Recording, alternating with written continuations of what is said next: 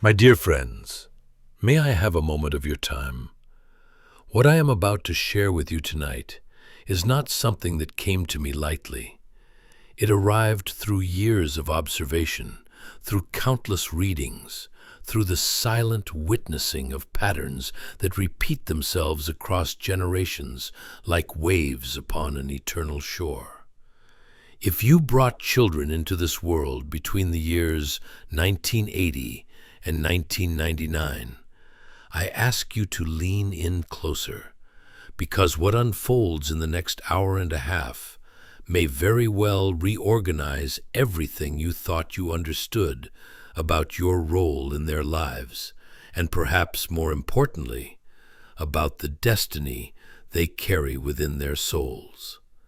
You see, there is no such thing as coincidence. The fact that you are here, reading these words at this precise moment in your journey, tells me something profound about you. It tells me that you have sensed something, perhaps a whisper in the quiet hours of the night, perhaps a nagging feeling that there is more to your children's struggles, their gifts, their peculiar way of moving through this world than what the surface reveals. And you would be absolutely correct. Because the souls who chose to incarnate during those 2 decades, from 1980 to 1999, did not arrive here by accident. They came with a mission, a sacred contract written in the stars long before their first breath. And whether you realize it or not, you were chosen to be their guardian, their guide, their anchor in a world that would not always understand them. Now, before we go any further, I want to ask you something, and I want you to answer honestly, even if only to yourself. Have you noticed that your child, now grown or growing, seems to carry a weight that others their age do not? Have you seen them struggle with systems that feel outdated, with authorities that demand conformity, with a world that asks them to be smaller than they truly are? Have you watched them retreat into technology, into isolation, into worlds of their own making, and wondered if you failed them somehow? If any of this resonates with you, then please, I invite you to subscribe to this channel, because what we discuss here is rarely spoken about in the mainstream. This is a sanctuary for those who seek the deeper truths, for those who understand that the visible world is only a fraction of what truly exists. And at the end of this message, I will ask you a question, one that I hope you will answer in the comments, because your story matters. Your experience holds keys that others desperately need. Let me also say this. If what you hear tonight stirs something within you, if it brings clarity to years of confusion, I ask you to share this message with someone who needs it. There is a parent out there, perhaps someone you know, who is struggling to understand their child, who feels alone in their confusion, who needs to hear that they are not crazy, that what they sense is real. Be the bridge for them. Be the one who extends the hand of understanding. Now, let us descend together into the mystery. Picture, if you will, a great cosmic clock, its hands moving through cycles that span not just years, but centuries, millennia. Every generation that arrives upon this earth carries a specific frequency, a particular set of gifts and challenges designed to move humanity forward in its evolution. But the generation born between 1980 and 1999 These souls are different. They arrived at the threshold of a great shift, a turning point in human consciousness that we are still navigating today. They are the bridge generation, standing with one foot in the old world and one foot in the new, and the tension of that position has marked them in ways that most people cannot see. I have spent decades studying the patterns of the soul, the way consciousness moves through time, the way certain energies cluster around specific periods of human history. And what I have observed about this generation is both a blessing and a burden. They came equipped with sensitivities that previous generations did not possess in such concentrated form. They can feel the dishonesty in a room before a word is spoken. They can sense the decay of systems that others still trust. They carry within them an innate knowing that the world as it has been constructed is not aligned with truth. And this knowing, my friends, this knowing has made their journey incredibly difficult. Think about the world they were born into. The 1980s and 1990s were decades of immense material expansion, of technological acceleration, of the triumph of capitalism and individualism. On the surface, it was a time of prosperity for many, a time of optimism, of the belief that progress was linear and inevitable. But beneath that shiny exterior, something else was happening. The soul of the world was crying out. The earth was beginning to show signs of exhaustion. Communities were fracturing. The pace of life was accelerating beyond what the human nervous system was designed to handle. And into this world came these children, these sensitive, intuitive, deeply feeling souls, and they absorbed it all. You must understand, when a soul incarnates, it does not arrive as a blank slate. It carries with it the accumulated wisdom, the unresolved karma, the specific mission it agreed to before birth. And the souls who chose to come during this particular window of time, they knew what they were signing up for.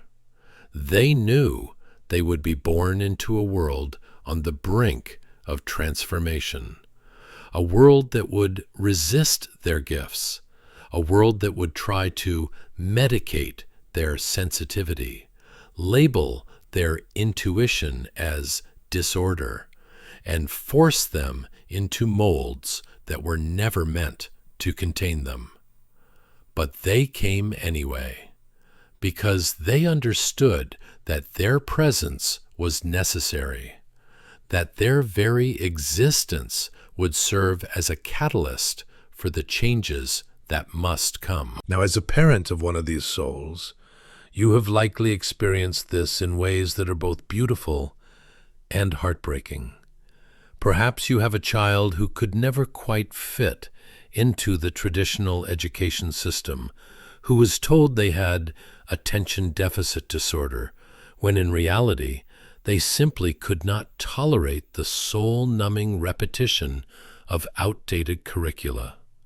Perhaps you have a child who withdrew into video games or the internet, and you worried that they were wasting their potential, when in truth, they were seeking refuge in spaces where they could explore, create, and connect on their own terms.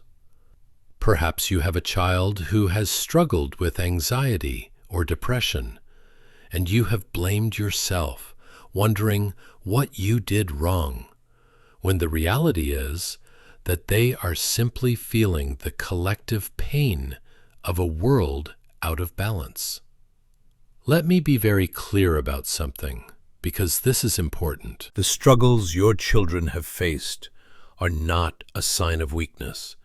They are not evidence of failure, neither theirs nor yours.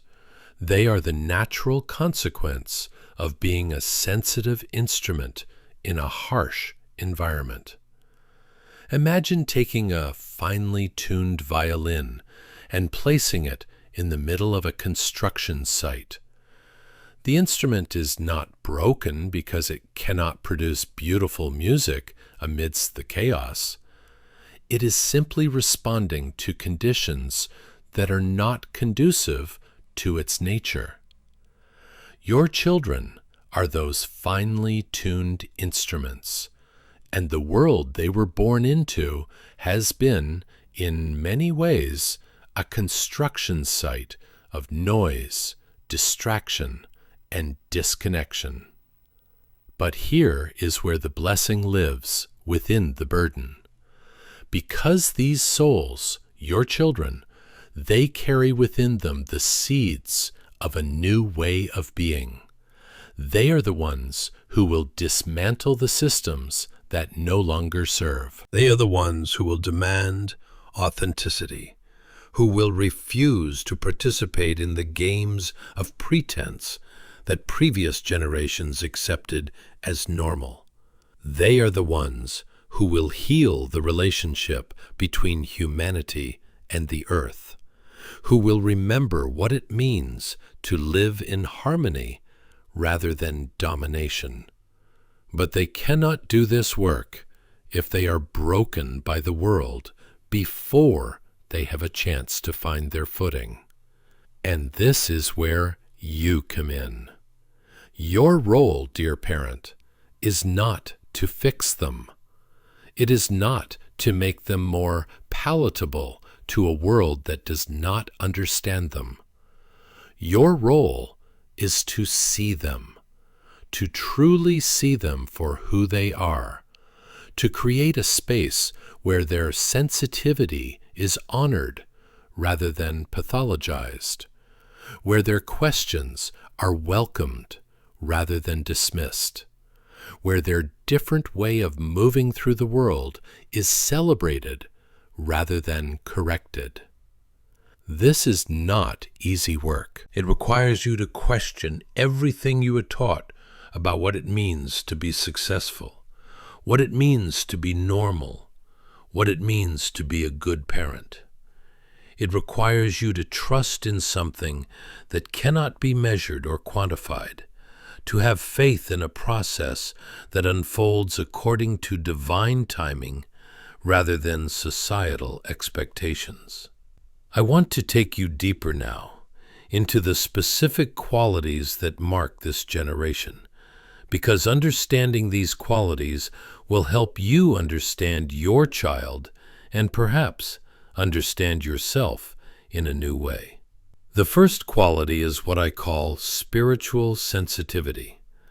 These souls came in with their psychic channels more open than previous generations. They can feel energy. They can sense the emotional states of others. They often know things without knowing how they know them. As children, many of them had imaginary friends who were not imaginary at all, but rather spiritual guides, angels, or beings from other dimensions who were helping them adjust to the density of physical reality. Now, in a culture that does not acknowledge the reality of the spiritual realm, this sensitivity becomes a problem. The child who sees things that others do not see is told they have an overactive imagination. The child who feels the emotions of everyone around them is told they are too sensitive, too emotional, too much. The child who knows that something is wrong, even when the adults are pretending everything is fine, is told not to worry, to trust the authorities, to stop asking so many questions. And slowly, over time, many of these children learned to shut down their gifts, to numb themselves, to pretend they were like everyone else, because the pain of being different, of being misunderstood, was too great to bear. If this describes your child, I want you to know something.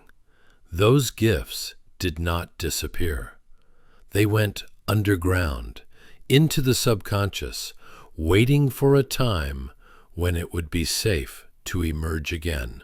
And part of your work now, if your child is willing, is to help create that safety, to let them know that what they experienced was real, that their perceptions were valid, that they are not crazy or broken or wrong. This simple act of validation can be profoundly healing, can begin to repair years of self-doubt and disconnection. The second quality is what I call systemic awareness. These souls have an innate ability to see through facades, to perceive the structures of power and control that govern society, to recognize when something is being presented as truth, but is actually manipulation. This is why so many of them struggled in school, not because they were incapable of learning, but because they could sense that much of what they were being taught was either irrelevant or actively misleading. They could feel the deadness in the system, the way it was designed to produce compliant workers rather than free thinkers, and their souls rebelled against it. As teenagers and young adults, this quality often manifested as cynicism, as a refusal to participate in traditional pathways, as a deep distrust of institutions. And many parents, understandably, became frightened by this. They worried that their children were throwing away opportunities, that they were being lazy or entitled or ungrateful. But what was really happening was a soul-level rejection of a paradigm that no longer serves human evolution. Your children were not being difficult. They were being truthful, and the world punished them for it. The third quality, and this one is perhaps the most challenging, is what I call emotional intensity. These souls feel everything deeply: joy, sorrow, anger, love, all of it moves through them with a force that can be overwhelming, both for them and for those around them. They do not know how to feel things halfway. They do not know how to be casual about matters of the heart. And in a culture that values emotional control, that sees feelings as weaknesses to be managed rather than messengers to be honored, this intensity becomes a liability. Many of these children were put on medication to dull their emotions, to make them more manageable, more acceptable. And while I understand that sometimes intervention is necessary, I also know that we have pathologized normal human feeling to a dangerous degree. We have created a world where it is considered healthy to be numb, to be disconnected, to move through life without being touched by it. And the souls who cannot do this, who feel the full spectrum of human experience, are told there is something wrong with them. But I tell you, there is nothing wrong with feeling deeply. In fact, it is one of the greatest gifts a human being can possess. Because it is through feeling that we connect, that we empathize, that we create art and music and poetry that touches the soul. It is through feeling that we know we are alive. And the generation born between 1980 and 1999, they are here to remind us of this, to call us back to our hearts, to show us that a life lived without feeling is not a life at all, but merely an existence. Now, I want to pause here and ask you to stay with me because we are about to go even deeper into territory that may challenge some of your beliefs. But I promise you, there is a reason for everything I am sharing. The souls who came during this time period did not just arrive with these qualities by chance. They were prepared on the other side of the veil for the specific challenges they would face. They were given tools encoded within their very DNA that would activate at the right time when humanity was ready to receive what they have to offer. One of these tools is technological fluency. You have probably noticed that your children have a natural affinity for technology, that they can navigate digital spaces with an ease that seems almost instinctive. This is not an accident. They were meant to be the generation that would bridge the gap between the analog and digital worlds, that would harness the power of technology not for control or surveillance, but for connection, for creativity, for the democratization of information. The Internet, for all its flaws, has given them a platform to find their tribes, to share their gifts, to organize and mobilize in ways that previous generations could not. But this tool, like all tools, is double-edged. The same technology that connects can also isolate. The same platforms that empower can also addict. And many of these souls have struggled with finding balance, with knowing when to engage and when to unplug, with discerning what is nourishing and what is toxic. As a parent, you may have felt helpless watching your child disappear into screens, and you may have tried to set limits to pull them back into the physical world. And this is important.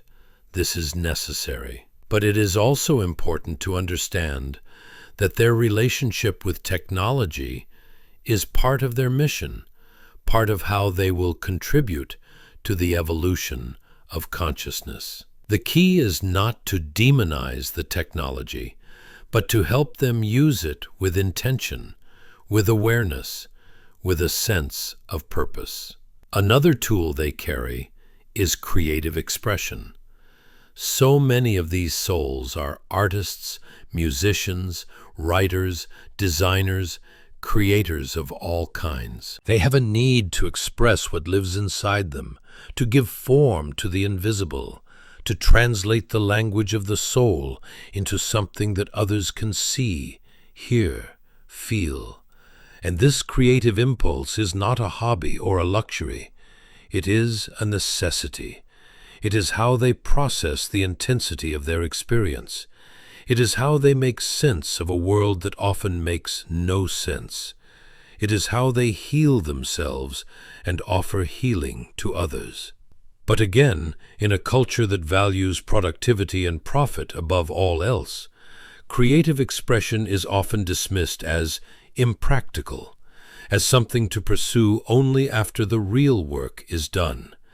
And so many of these souls have been discouraged from following their creative paths, have been told to get a real job, to be realistic, to stop dreaming. And when they have listened to these voices, when they have abandoned their creative calling in favor of security or approval, something inside them has died. Not all at once, but slowly, like a light dimming, until there is only darkness.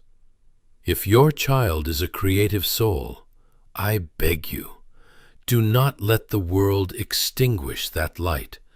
Support them, believe in them, create space for their art, even if it does not make sense to you, even if it does not fit into any category you recognize. Because what they are creating is not just for themselves, it is for all of us. It is the medicine we need, the beauty that will sustain us through the difficult times ahead. Now, let us talk about the shadow side, because it would be dishonest to speak only of gifts without acknowledging the challenges. The generation born between 1980 and 1999 has also struggled with addiction, with mental health crises, with a sense of purposelessness that can be devastating. They have higher rates of anxiety and depression than previous generations. They have faced economic instability, student debt, a job market that does not value their skills, a housing crisis that makes independence feel impossible. They have inherited a world in crisis, environmental collapse, political polarization, social fragmentation, and they have been told that it is their responsibility to fix it, even though they did not create it. This is an enormous burden to carry, and it is no wonder that many of them have felt overwhelmed, have retreated, have numbed themselves with substances or distractions or endless scrolling. And as a parent, watching this has been agonizing. You want to help. You want to save them. You want to take away their pain. But you cannot. No one can, because this is their journey, their initiation, their dark night of the soul. And as much as it hurts to witness, it is necessary. It is through this descent that they will find their power, their purpose, their true selves. Your role is not to rescue them from the darkness, but to be a light that reminds them they are not alone, that there is a way through, that the darkness is not the end, but the beginning. Your role is to hold space, to offer unconditional love, to trust in their process even when you cannot see the outcome. This requires a level of faith that is almost superhuman, I know. But you are capable of it. You must be, because you were chosen for this role. Let me share something with you that I have seen in my readings, a pattern that repeats itself over and over. Many of the souls born during this time period had past lives in which they were persecuted for their gifts, for their knowledge, for their refusal to conform. They were the healers burned as witches, the mystics silenced by the church, the visionaries dismissed as mad. And they carry within their cellular memory the fear of being seen, the fear of speaking their truth, the fear of standing out. This is why so many of them have hidden themselves, have played small, have pretended to be less than they are. But the time for hiding is over. The world needs them now, needs their gifts, their vision, their courage. And part of your work as a parent is to help them remember who they truly are, to help them release the old fears, to help them step into their power. This is not something you can force. It is something that must unfold organically in its own time. But you can plant seeds. You can ask questions. You can share your own journey of awakening. You can model what it looks like to live authentically, even when it is uncomfortable, even when it goes against the grain. I want to speak now about the relationship between you and your child, because this is where so much healing can occur, and also where so much pain has accumulated. Many of you have felt a distance between yourself and your child, a sense that you are speaking different languages, that you cannot reach them no matter how hard you try. And this distance is real. It is not your imagination. It exists because you were raised in a different paradigm, with different values, different expectations, different understandings of what life is about. And your child, whether consciously or unconsciously, is rejecting that paradigm, is searching for something else, something more true, more aligned, more alive. This can feel like a rejection of you, and in some ways it is. But it is not personal. It is not about you as an individual. It is about the old ways, the old structures, the old beliefs that no longer serve. And the sooner you can separate yourself from those old ways, the sooner you can meet your child where they are, rather than where you think they should be. This requires humility. It requires a willingness to admit that you do not have all the answers, that the world you prepared them for no longer exists, that they may know things you do not know, that they may see things you cannot see. It requires you to become a student as well as a teacher, to learn from them even as you guide them. And this reversal of roles can be disorienting, can challenge your sense of authority, your sense of identity as a parent. But it is necessary, because the old model of parenting, the hierarchical model, where the parent knows best and the child must obey, that model is dying.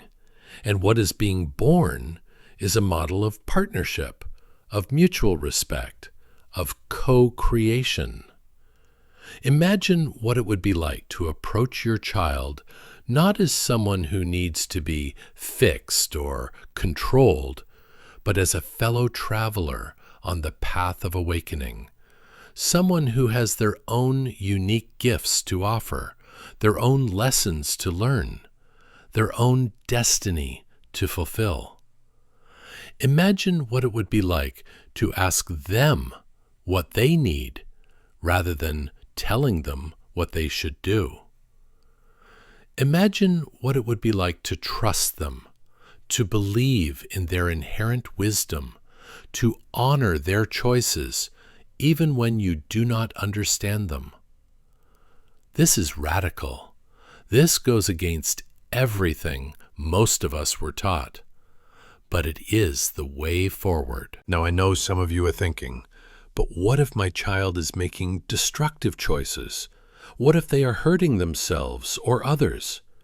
What if I can see clearly that they are on a path that will lead to suffering?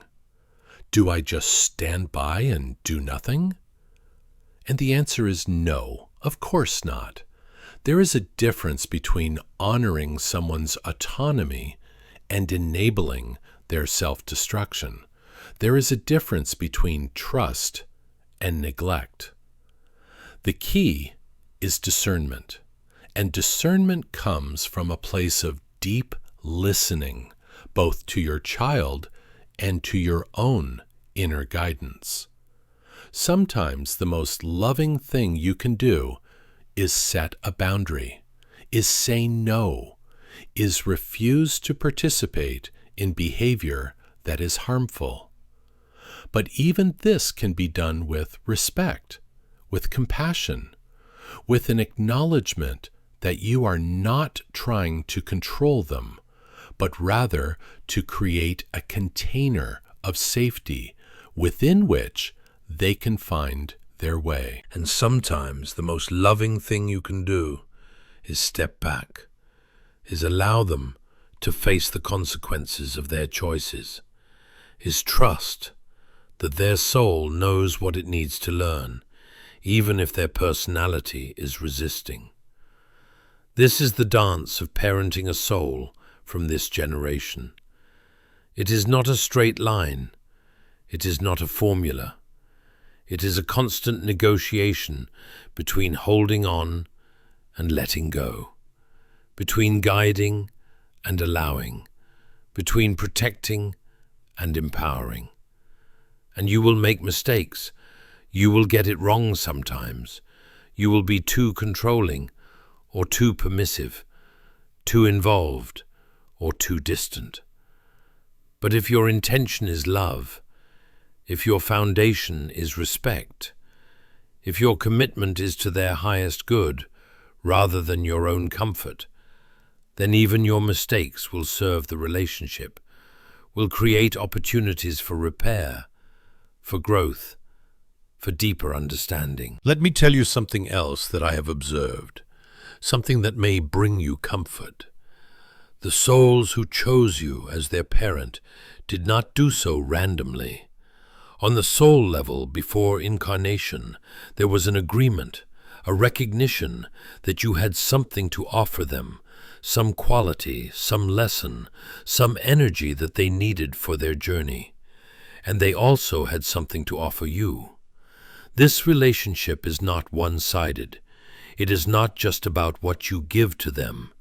It is also about what they give to you, the ways they challenge you to grow, to evolve, to become more than you were.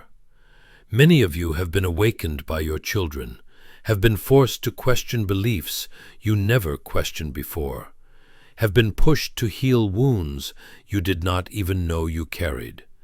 Your children are your teachers, just as you are theirs. And the sooner you can embrace this truth, the sooner you can release the burden of having to be perfect, of having to have all the answers, of having to protect them from every difficulty. You are not here to create a pain-free life for them. You are here to help them develop the strength, the resilience, the wisdom to navigate pain when it comes, because it will come. It always does. That is the nature of being human. But here is the beautiful thing. Pain, when it is met with awareness, when it is allowed rather than resisted, when it is honored as a teacher rather than feared as an enemy, pain becomes the doorway to transformation. And the generation born between 1980 and 1999, they are masters of transformation. They have had to be. They have been through so much already, have faced so many challenges that would have broken previous generations. And yet, they are still here. They are still fighting. They are still searching for meaning, for purpose, for a way to contribute to a world that desperately needs them. And this is where we arrive at the heart of the message, the reason I asked you to stay with me for this journey. Your children are not lost. They are not broken. They are not a generation of failures or disappointments. They are warriors of consciousness, here to do the most difficult work imaginable, the work of dismantling an old world and birthing a new one.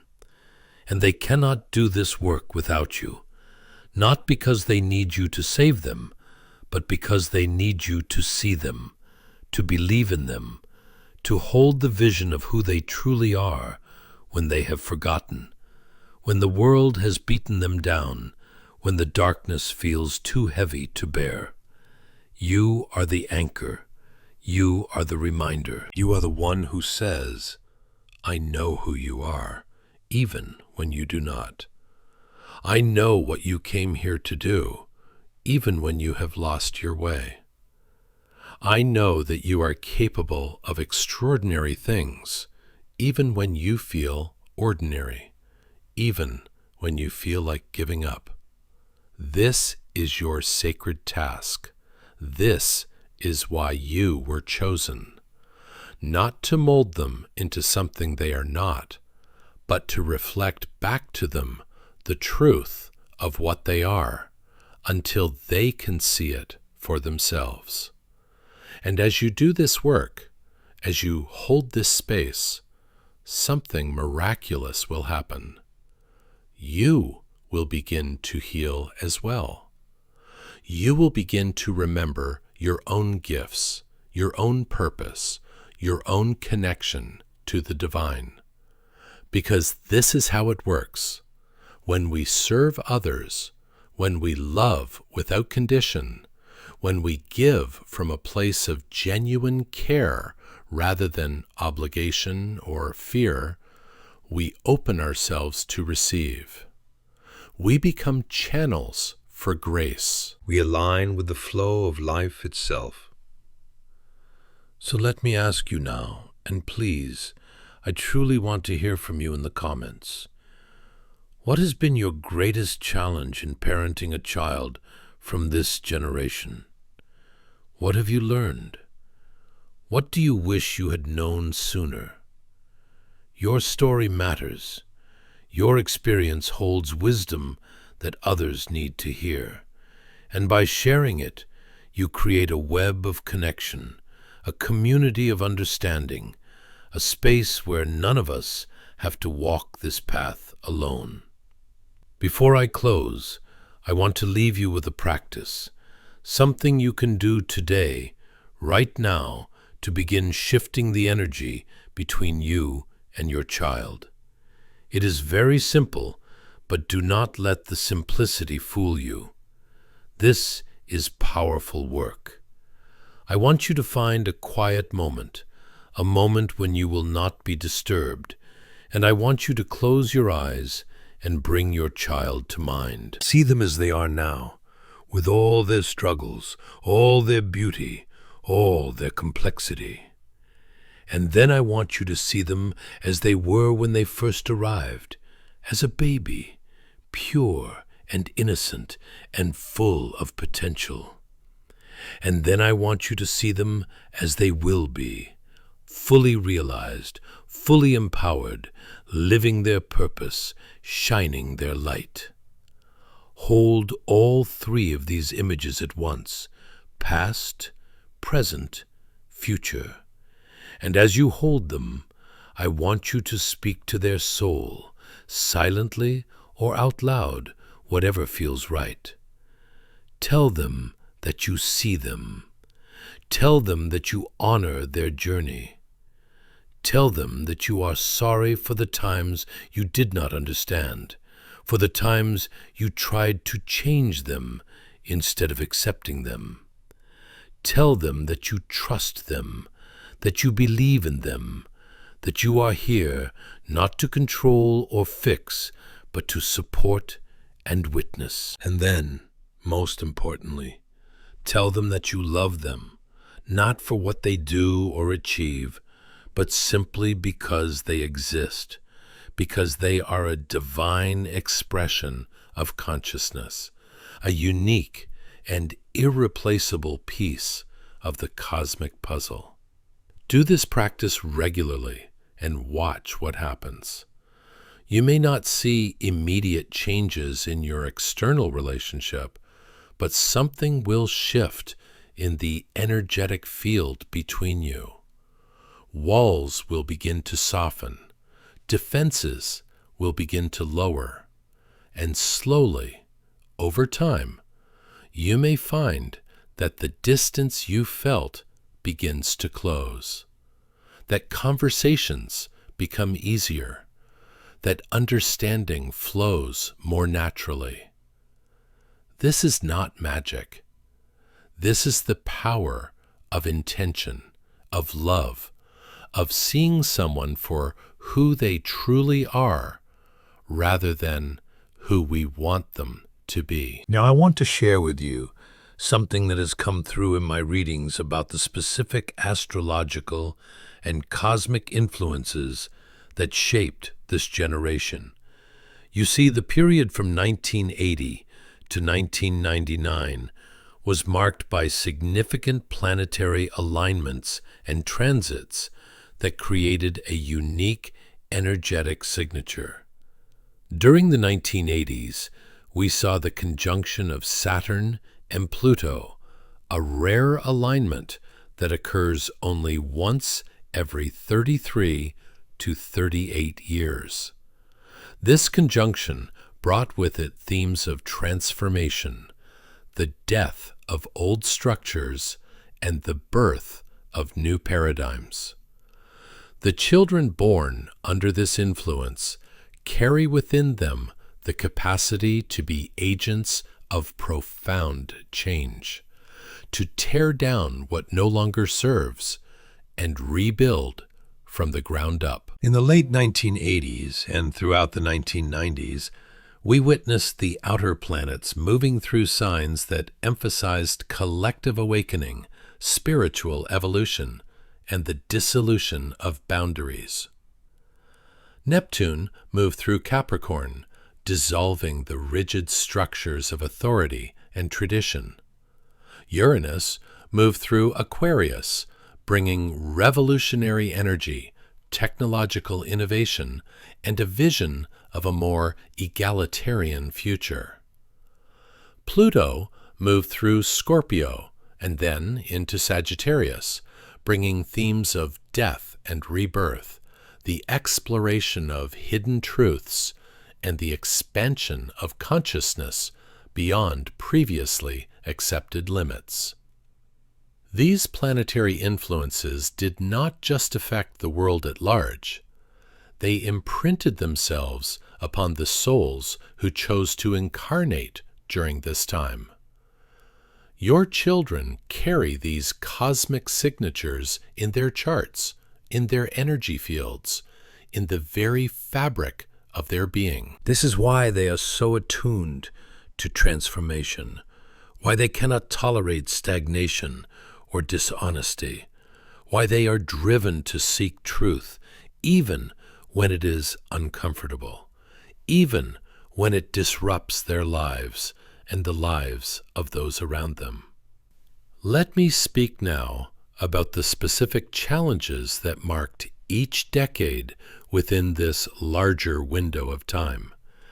Because while the generation as a whole shares certain qualities, there are also distinct differences between those born in the 1980s and those born in the 1990s. The children of the 1980s, they came into a world that was still largely analog, still connected to slower rhythms, still rooted in face-to-face community. They experienced the transition from that world into the digital age, and this transition shaped them in profound ways. They remember a time before the internet, before smartphones, before social media.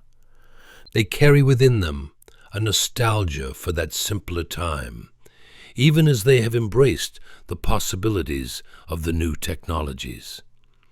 These souls often struggle with a sense of being caught between two worlds. They are digital natives in many ways, but they also remember what it was like to play outside until the streetlights came on, to have conversations without the distraction of screens, to be bored and to have to create their own entertainment. This duality has given them a unique perspective, a capacity to see both the gifts and the dangers of our technological age.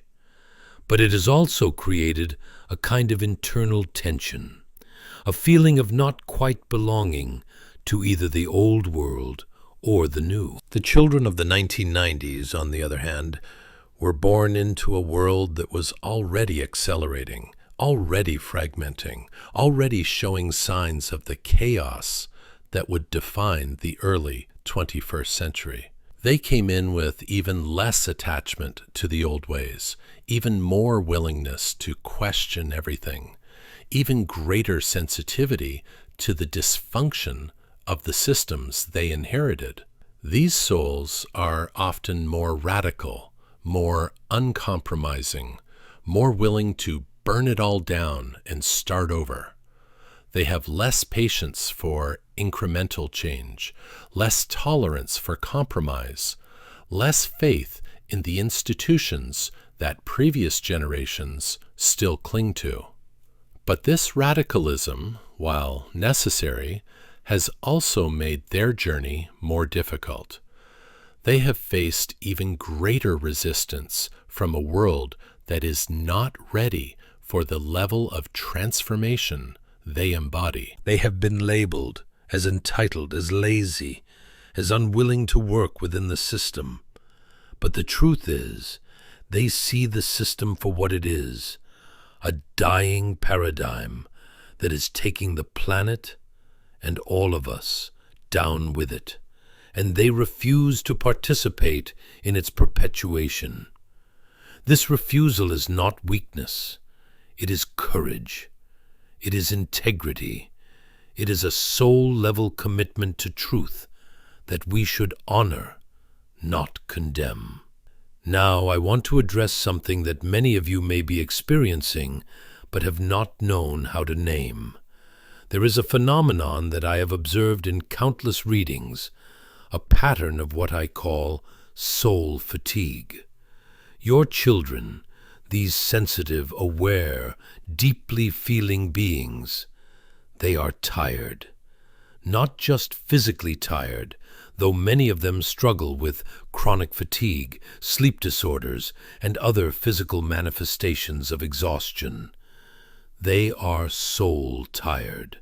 They are weary from the constant battle of trying to exist in a world that was not designed for them, from the endless effort of pretending to be something they are not, from the pain of feeling everything so deeply in a culture that tells them to numb out.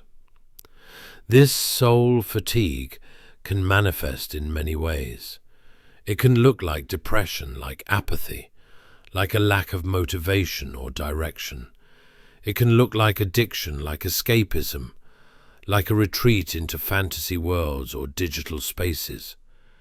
It can look like physical illness, as the body breaks down under the weight of unexpressed emotions and unmet needs. And as a parent, witnessing this fatigue in your child can be heartbreaking. You want to fix it.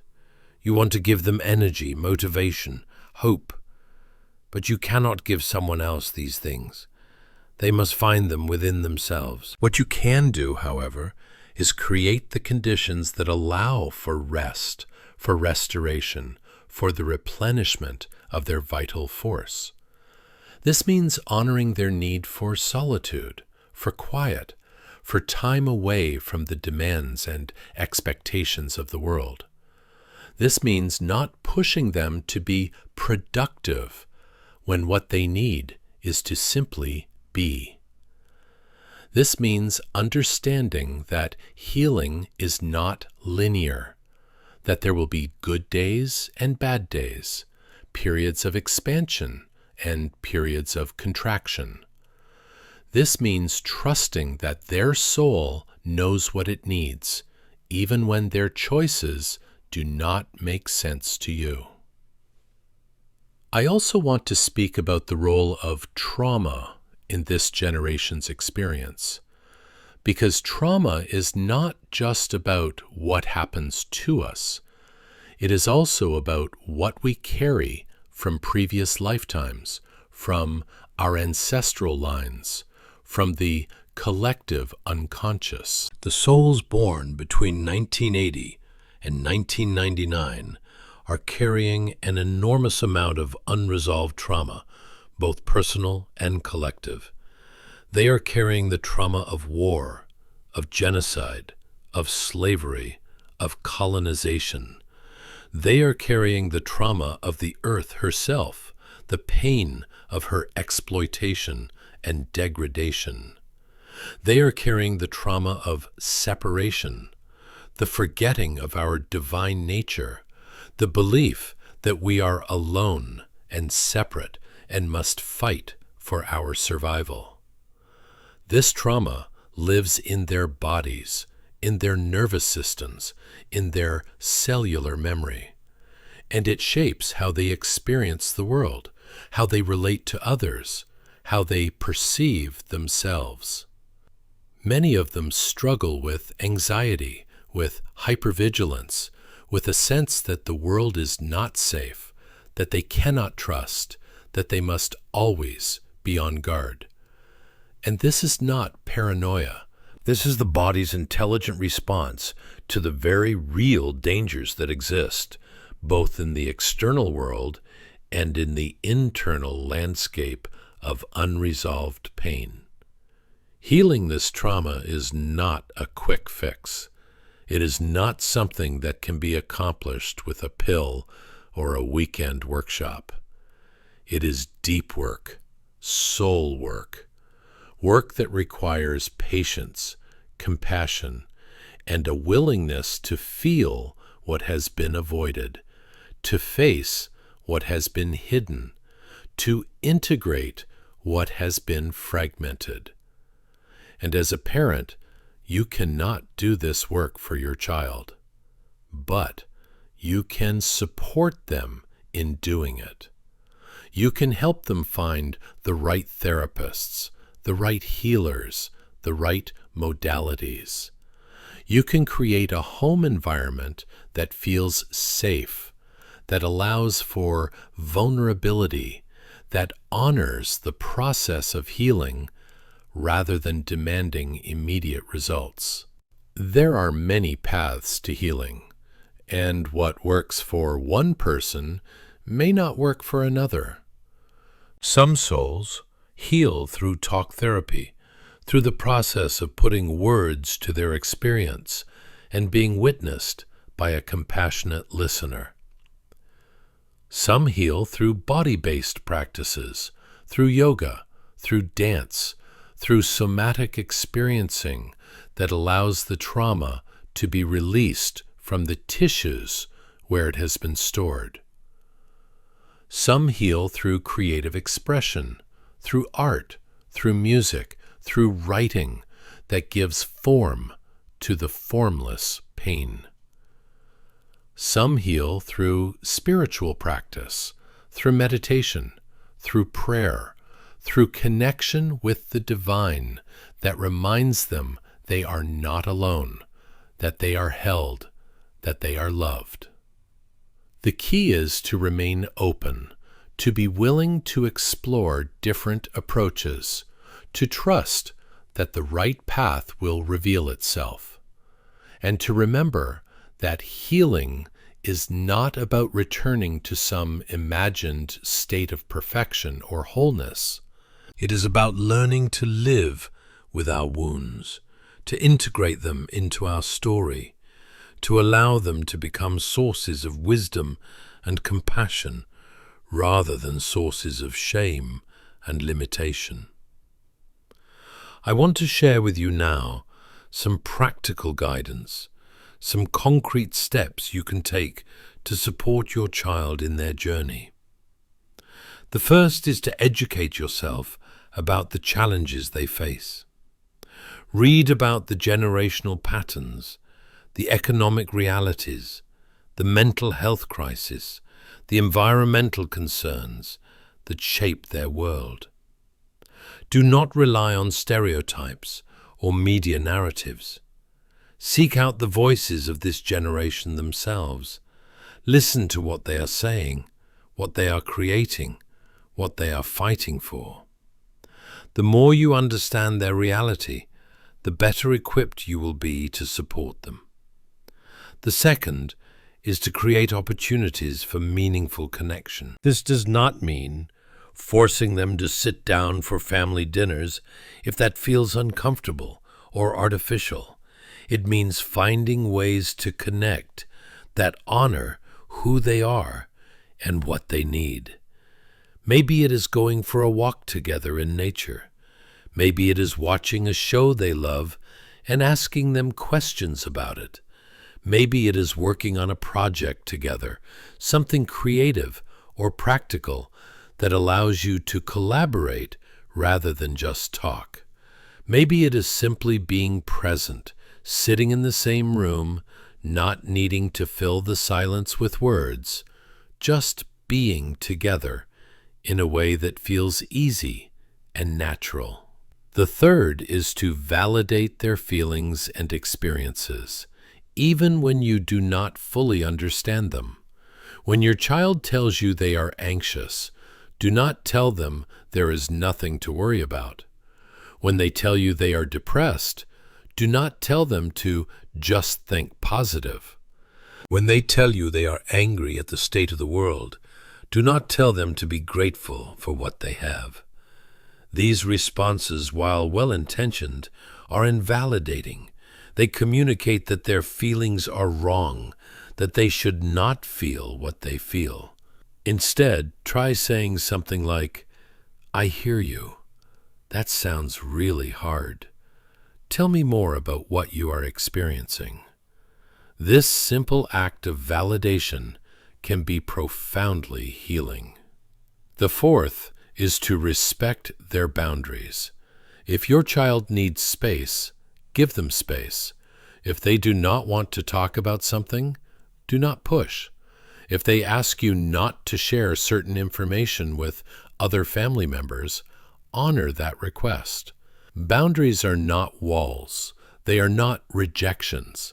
They are healthy expressions of self-care, of knowing what one needs to feel safe and respected. And when you honor your child's boundaries, you teach them that their needs matter, that they have a right to protect themselves, that they can trust you to respect their autonomy. The fifth is to model the behavior you want to see. If you want your child to be authentic yourself. If you want them to take care of their mental health, take care of your own. If you want them to have healthy relationships, work on your own relationships. If you want them to pursue their passions, pursue yours. Children learn far more from what we do than from what we say. And when they see you living with integrity, with courage, with a commitment to your own growth and healing, they will be inspired to do the same. The sixth is to celebrate their uniqueness. Every time your child does something that is authentically them, even if it is weird or unconventional or not what you would choose, acknowledge it. Tell them you see them. Tell them you appreciate their individuality. Tell them the world needs people who are different, who think differently, who see differently. This affirmation, repeated over time, can help counteract the messages they receive from the world that they need to conform, that they need to fit in, that they need to be like everyone else. The seventh is to have faith in their journey. This is perhaps the most difficult because it requires you to let go of control, to surrender your agenda, to trust in a process that you cannot see or direct. But it is also the most important. Because your child's soul has a plan, a trajectory, a destiny that is unfolding according to divine timing. And your job is not to interfere with that unfolding, but to support it, to create the conditions that allow it to happen, to be the steady presence that reminds them of who they are when they forget. Now let me speak to those of you whose children have already moved into adulthood, who are watching them navigate the challenges of building a life in a world that feels increasingly unstable and uncertain. You may be worried about their financial security, their career prospects, their ability to find meaningful work that also pays the bills. You may be frustrated that they are not following the traditional path, that they are not settling down, not buying houses, not having children of their own. You may feel that they are wasting their potential, that they are not living up to what you hoped for them. But I ask you to consider this: the markers of success that defined your generation, the stable career, the house in the suburbs, the nuclear family. These are not universal truths. They are cultural constructs, products of a specific time and place and economic system, and that system is collapsing. The social contract that promised security in exchange for conformity has been broken. Your children know this. They have watched their peers graduate with massive debt and no job prospects. They have seen the cost of housing skyrocket beyond what their wages can support. They have witnessed the environmental destruction caused by unchecked consumption. And they are making different choices, not because they are lazy or entitled, but because they are adapting to a new reality. Many of them are choosing experiences over possessions. They are choosing flexibility over stability. They are choosing meaning over money. They are choosing to live more simply, more sustainably, more aligned with their values. And while this may not look like success by traditional standards, it is a form of success that is perhaps more important, more authentic, more sustainable in the long run. So instead of judging their choices, try to understand them. Try to see the wisdom in what they are doing, even if it makes you uncomfortable, even if it challenges your assumptions about what a good life looks like. For those of you whose children are still young, still in school, or just entering adulthood, I want to offer some guidance about how to prepare them for the world they will inherit. The most important thing you can do is help them develop resilience, adaptability, and a strong sense of self. The world is changing rapidly, and the skills that were valuable in the past may not be valuable in the future. But the ability to navigate change, to learn new things, to pivot when necessary, to stay grounded in who you are, even when everything around you is shifting. These are timeless skills that will serve them no matter what comes. Encourage them to develop multiple interests and abilities. Help them see that they do not have to choose one path and stick to it forever. Teach them that it is okay to change their minds, to try different things, to explore.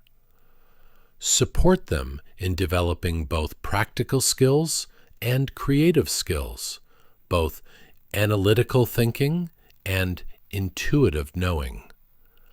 The future will require people who can bridge different domains, who can think holistically, who can integrate multiple perspectives. Help them cultivate a relationship with their inner guidance, their intuition, their connection to something larger than themselves. This is the compass that will guide them when the external world offers no clear direction. Teach them meditation or prayer or whatever practice resonates with your family's beliefs. Teach them to listen to their bodies, to pay attention to their dreams, to notice the synchronicities and signs that appear in their lives. Teach them that they are not alone, that they are part of a vast web of consciousness, that they can call on help from the seen and unseen realms. And perhaps most importantly, teach them to trust themselves. Teach them that they have everything they need within them. Teach them that their sensitivity is a gift, not a weakness. Teach them that their questions are valuable, that their doubts are part of the process, that their struggles are making them stronger. Teach them that they are here for a reason, that their life has meaning, that they have something unique to contribute to the world. I want to return now to the larger cosmic picture, because understanding the spiritual context of this generation's mission can help us hold a bigger vision, can help us see beyond the immediate challenges to the ultimate purpose. We are living in a time of great transition, what some traditions call the shift of the ages. The old paradigm, based on separation, domination, and exploitation, is dying, and a new paradigm based on unity, cooperation, and reverence for all life is being born. But this birth is not easy. It is messy and painful and chaotic. It requires the dismantling of structures that have been in place for thousands of years. It requires the healing of wounds that go back generations. It requires a fundamental shift in consciousness, a remembering of who we truly are. The souls born between 1980 and 1999 are here to facilitate this shift. They are the midwives of the new world. They are the ones who will hold the vision when others lose hope. They are the ones who will do the hard work of healing, of building, of creating new systems that are aligned with the principles of the emerging paradigm. But they cannot do this work alone. They need the support of the older generations, those who came before, those who hold the wisdom of experience, those who can provide stability and resources and encouragement. This is a partnership, a collaboration between generations. The elders have the responsibility to clear the path, to dismantle the old structures, to pass on the wisdom they have gained. The younger generation has the responsibility to envision the new, to bring fresh energy and ideas, to be willing to take risks and try things that have never been tried before. And when these two forces work together, when there is mutual respect and understanding, when there is a shared commitment to the greater good, miracles can happen. But this partnership requires humility on both sides. The elders must be willing to admit that the old ways are not working, that they do not have all the answers, that they need to learn from the young. And the young must be willing to receive the wisdom of the elders, to honor the sacrifices that were made, to build upon the foundation that was laid, rather than dismissing it entirely. This is the dance of evolution, the way that consciousness moves forward through the integration of the old and the new, the wisdom of the past and the vision of the future. And as we come to the end of our time together, I want to remind you of something essential. You are not alone in this. There are millions of parents around the world who are navigating the same challenges, asking the same questions, feeling the same fears and hopes. And there are resources, communities, teachers, guides, who can support you on this journey. Seek them out. Do not isolate yourself. Do not pretend you have to have all the answers. Reach out. Ask for help. Share your struggles, because it is in the sharing that we find strength, that we remember we are all connected, that we are all part of something much larger than ourselves. The generation born between 1980 in 1999 is a gift to this world, even though it may not always feel that way. They are the bridge builders, the system breakers, the heart openers. They are here to show us a different way, a way that honors sensitivity over toughness, authenticity over performance, connection over competition. And they need us, the older generations, to support them, to clear the path, to dismantle the structures that would limit them, to believe in the vision they carry even when we cannot fully see it ourselves. This is the great work of our time, not just for them, but for all of us, because in helping them rise, we rise as well. In honoring their gifts, we reclaim our own. In trusting their process, we learn to trust life itself.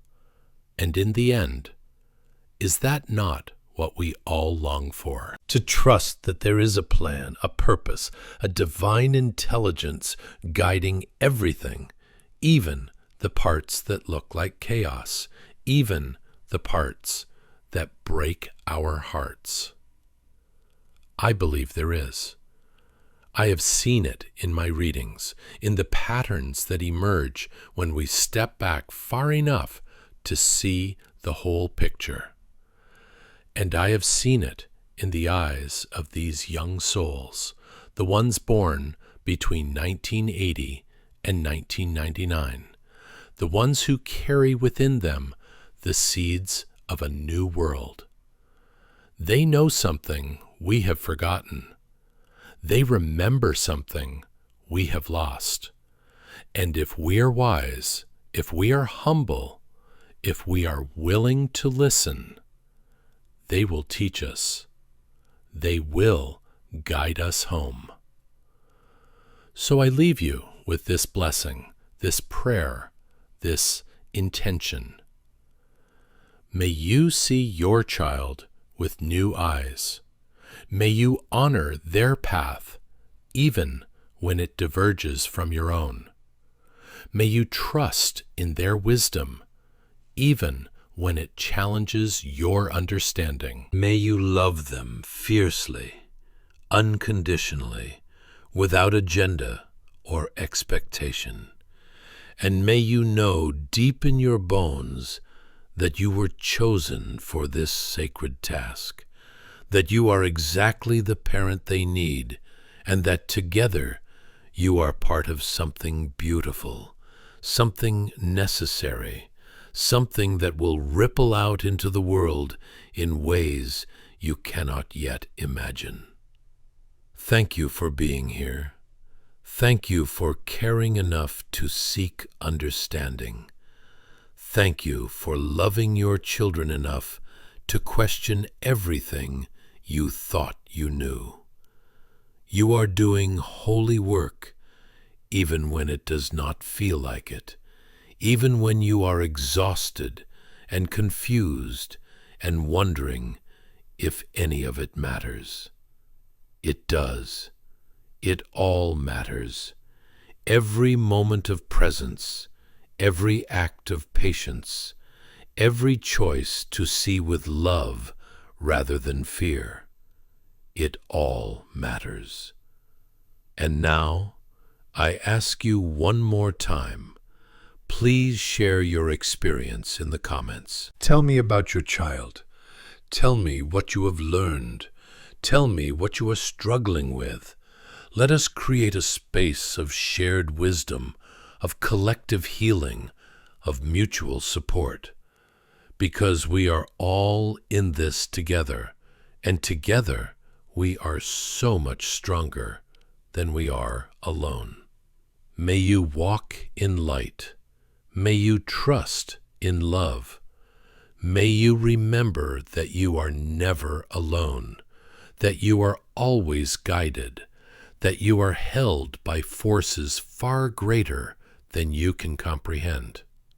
And may your children rise into the fullness of who they came here to be, knowing that they had you as their foundation, their witness, their unwavering believer. Go in peace, dear friends, and know that the work you are doing, the love you are giving, the faith you are holding, it is changing the world, one soul at a time, one family at a time, one moment of true seeing at a time. This is the way. This has always been the way. And you are exactly where you need to be. Blessings upon you and yours, now and always.